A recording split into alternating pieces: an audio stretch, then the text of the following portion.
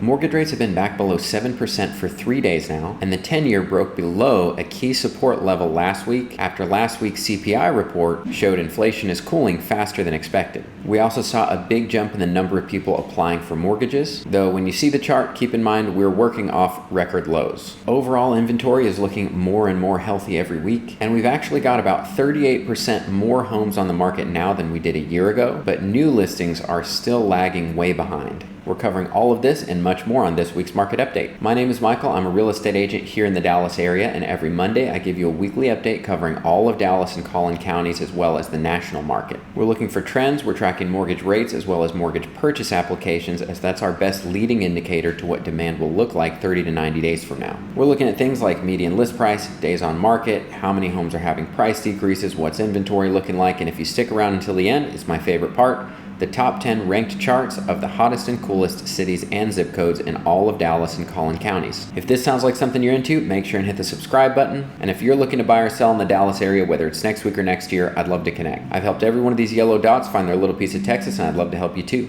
Just call, text, or shoot me an email. All that info is in the description below. Okay, today is June 17th. Let's see what the data is telling us this week. And if this is an old video, you can click the playlist here and it'll take you to the latest weekly market update. First up is market news. Last Wednesday, we had the CPI inflation report followed by the Fed meeting, and we got a very nice surprise. The CPI index remained unchanged in May after increasing 0.3% in April. And overall, in the last 12 months, inflation has only increased by 3.3%, which beat expectations by 0.1%. One thing to note by looking at this chart is that the overall inflation, this line down here, is dropping faster than shelter inflation, which barely moved this time. This is a big deal because the shelter component, this top line, makes up about 42% of CPI. 42% of that inflation number is just shelter.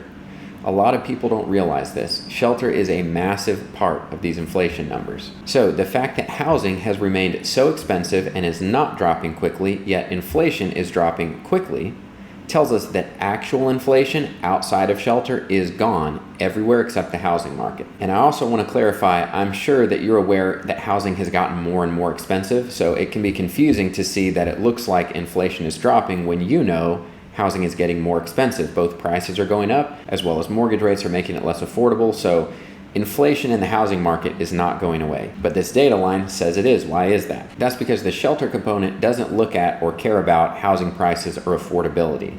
All they're looking at is rent. So if you just bought a $600,000 house and your payment is $5,000 a month, but someone could rent a similar house in your neighborhood for $3,000, they're just gonna look at this and go, wow, you could rent a home like this for $3,000. So that means inflation is cooling. Even though the reality is you're paying more than $5,000. It's a pretty broken metric, so just know if you're experiencing housing getting less and less affordable and you're seeing this data line say it's getting more affordable, you are not crazy. They're not tracking housing affordability, they are only tracking rents. So again, the shelter component, which is 42% of the CPI, barely dropped, yet overall inflation had a bigger drop. This means real inflation of everything else that's not housing is gone. So that was the CPI report. Then as for the Fed meeting, the big takeaway wasn't actually about inflation. It's about what we've been talking about the whole time, the labor market. The Fed believes the labor market data is back in balance enough to publicly say that we are back to levels that we were at before COVID. This is a very good sign. If the Fed believes the labor market is where it was pre-COVID and inflation is already non-existent anywhere except housing, that means we are right at the edge of rates dropping. However, I don't believe the Fed is going to cut rates until the labor market actually starts breaking. So they've acknowledged that it's softening and it's back to normal, but unemployment claims are going to have to rise. Something is going to have to look like it's breaking before we see rate cuts. That's my opinion. Okay, let's move on. Let's start with national housing inventory. This week, we had an increase of just 8,943 homes for sale in the U.S., which gets us up to 620,593 homes available for sale in the U.S. For reference, the all-time inventory bottom in 2022, we only had 240,000 homes for sale. The peak of last year, we had 570,000 homes for sale.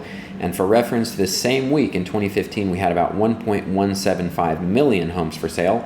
So we're up more than double from the 2022 bottom, but we still need to nearly double again to get back to a normal market, but we're getting closer every week, which is great. And as you can see, we have 38% more inventory in the country than we did a year ago, but we are still very much below where we need to be. Okay, moving on to new listings. Basically, we started the year tracking about at 2022's numbers, which was very good because 2023 was a very suppressed year for new listings. Obviously, as rates were going up, nobody wanted to sell their super low rate to get something new. We're seeing that kind of soften up, or at least we were at the beginning of the year. We were seeing more and more people list. It was looking more similar to 2022. But then right here at the end of May, we just started lagging behind. And this week right here, you can see how far below we are. We actually had 16,539 fewer homes listed than the corresponding week in 2022. So we started tracking with 2022, we broke off, and we're basically dead in the center of where we were in 22 and 23. And to get to a normal market, we're gonna need this to be even higher than 22. So it's not looking that hopeful that inventory will grow from new listings this year, but inventory is still growing from a higher days on market from these high rates. So inventory is growing, but it's not coming from new listings. And the more important thing to note here is that there are only a few more weeks until we start to see the seasonal decline for new listings. So it usually happens sometime in July that we see the most new listings. And then as you see, every week from there on out, we see less and less new listings, which means you have less and less new options to choose from every week. So if you're wanting to be picky and passing up on good homes because you think something better is going to come up later in the year, you're actually going to have less and less options to choose from every single week, starting about a month from now. And some people get confused by this because they see that inventory can continue to increase till later in the year. So they think more inventory means more homes to choose from, but it actually doesn't, because the inventory that's increasing is the homes you already see that you don't want, that nobody else wants. Those are going to continue to sit on the market. And at the same time that inventory is stacking up, you will have less and less new options to choose from every single week. So I would not wait. This is about the most new listings that you're going to see. The most options you're going to have to choose from is now for the next few weeks. Okay, now looking at pending contracts. As you can see, we have been just slightly above last year all year long, slightly above. This week we've got about 9,900 more homes pending than we did last year.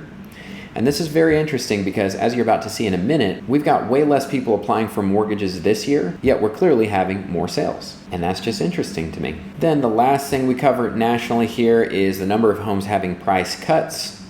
It's normal every year for a third of homes to take a price cut before selling. Looking at this national chart, we have 36% of homes this week took a price cut in the US. Last year, we got as high as 39.2, the previous year as high as 43.2, but it's normal for this number to be increasing at this time of the year. I know it looks a little skewed because it's happening earlier than the last 2 years, but you have to remember how weird the last few years have been. It's starting to look a little more normal this year. I know you don't see the other data lines, but I don't have a way to get them on here. But this at least is getting back to normal, and this is what's causing us to get higher inventory even though there are not a lot of new listings. This is causing higher days on market, which is a good thing. And just know this number should be going up all the way until sometime in November. So we'll see how high it gets this year. Okay, let's move on to mortgage rates. All right, we started last week way up at a 7.17. We got the good news of inflation coming down. We got as low as a 6.97, and we ended the week at a 6.99. But actually today we're going to be a little above 7. Let's look at the 10-year. Okay, looking at the 10-year, if you'll remember, a few weeks ago we finally broke this uptrend. Remember, that was a big deal. These two lines have obviously been very important. You can see we have a lot of touches on those lines, just about here. A lot up here, here, okay? So these lines are very important. We broke below this line. We've been closing below. That's a big deal. It's the first time since April 1st. First time since April 1st that we've been below this line. And this is what got us below 7% rates. So we closed here, around here was about a 6.99. Obviously, we're a little higher than that. We'll probably be slightly above 7% today. But what we want to see is continued closes below this line. It was a big deal that we broke below. Now we're hoping that it's going to hold as a top, and then we're going to continue down. But just know, if this was a 6.99, we'll be a little above 7.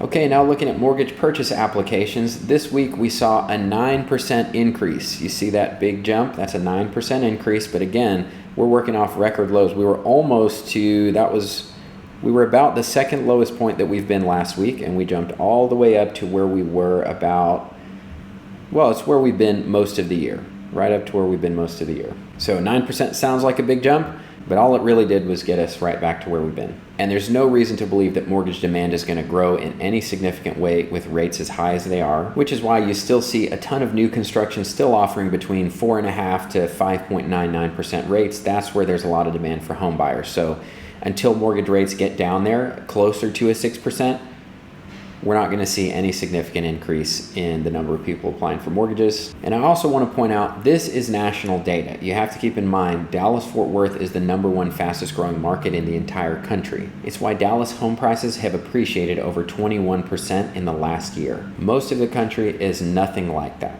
Even other markets here in Texas, like Austin or San Antonio, nothing like that at all. I mean, being #1, we obviously just have way more demand than the rest of the country. So when you see these super suppressed numbers, just remember that's nationally. And what I was saying earlier is it's very interesting that even as a nation, we have more pending sales this year than we did last year, and we have for the whole year, even though still the number of people applying for mortgages is down about 12% from where it was a year ago.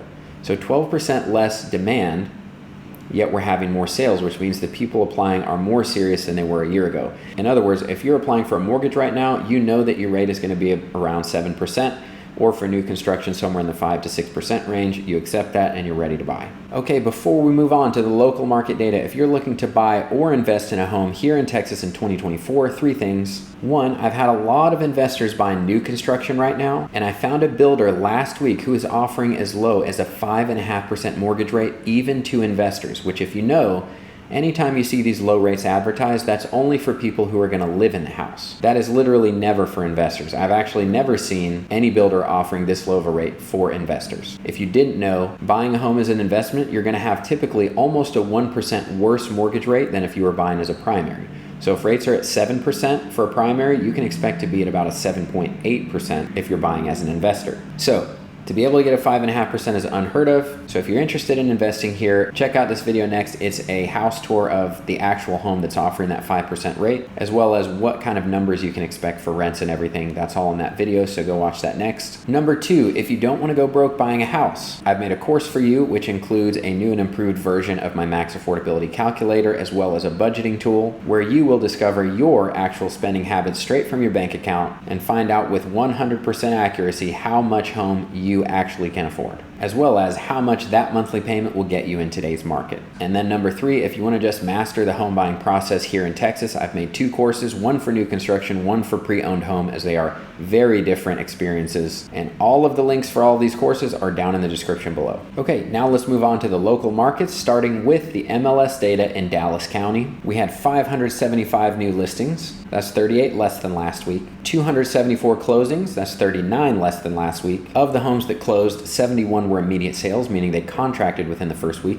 334 went under contract. That's 47 more than last week. In total, there are 2,321 homes either under contract or in pending status. That's 30 more than last week. Then looking at Collin County, we had 464 new listings. That's 41 less than last week. 276 closings. That's 5 more than last week. 82 immediate sales. That's 7 more than last week. 206 went under contract. That's 6 less than last week. In total, there are 1,918 homes either under contract or in pending status. That's 26 less than last week. Okay, now let's move on to the Market Action Index. If you're not familiar with this, it is just this one easy to read graphic with a number that takes into account all of this information. Anything a 30 or below is a buyer's market. Anything above that, we're asking how much of a seller's market are we in. All we're looking at in this data is, are things looking normal or are things starting to look weird? We are still at a 43. That's a slight seller's advantage. Median list price did not change literally at all in the last week. And what we discussed last week, we should expect prices are about as high as they're going to get. We shouldn't expect any significant move up from here on out. This should be about the peak, but it will hold steady around here for a while, for at least the next month. That's the expectation. So median days on market remain the same. Number of homes having a price decrease, having a small climb up, which again, that's normal all the way through November. Inventory, actually, it's been holding steady. It's not dropping. It's definitely not climbing. It's been holding steady the last several weeks. So yeah, everything looks normal here. That's what we want to see. Now we're going to look at Collin County. Collin County as well, their prices looks like they've peaked. We should expect them to hold here for at least another month, but don't expect that they're gonna really go up from here, which is good news for buyers. They are a 41, slight seller's advantage. You can see their median days on market. They did get really low there in April at 28, but they're up to 42, which I believe is at the same as what Dallas was. And then number of homes having price decreases, very slow grind up, about the same as Dallas at a 43. Their inventory, very slow climb up as well. But again, no significant moves here. Everything looks normal. That's what we want to see on the market action index. We just know here we're still in a seller's market. Okay, now we're moving on to the top 10 ranked hottest and coolest cities and zip codes in all of Dallas and Collin counties, and these are ranked using that same market action index number. Remember, a 30 or below is a buyer's market.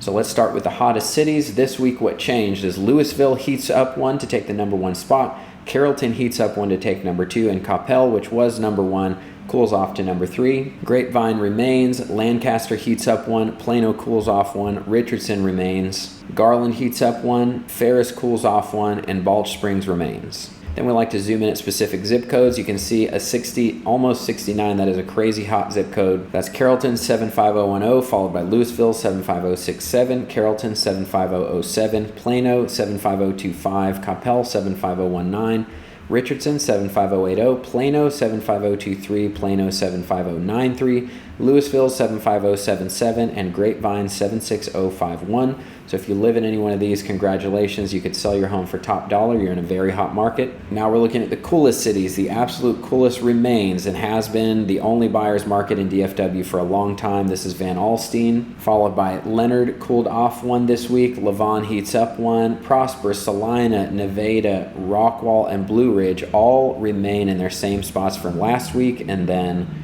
Sunnyvale jumps onto the list. It knocked off Red Oak this week, and then Royce City heats up one to be the absolute hottest city on the coolest cities list. And remember, a 30 or below is a buyer's market, so pretty much all of these zip codes are just hanging on by a thread there. So if you're looking to potentially get a deal, you could probably be looking in these zip codes.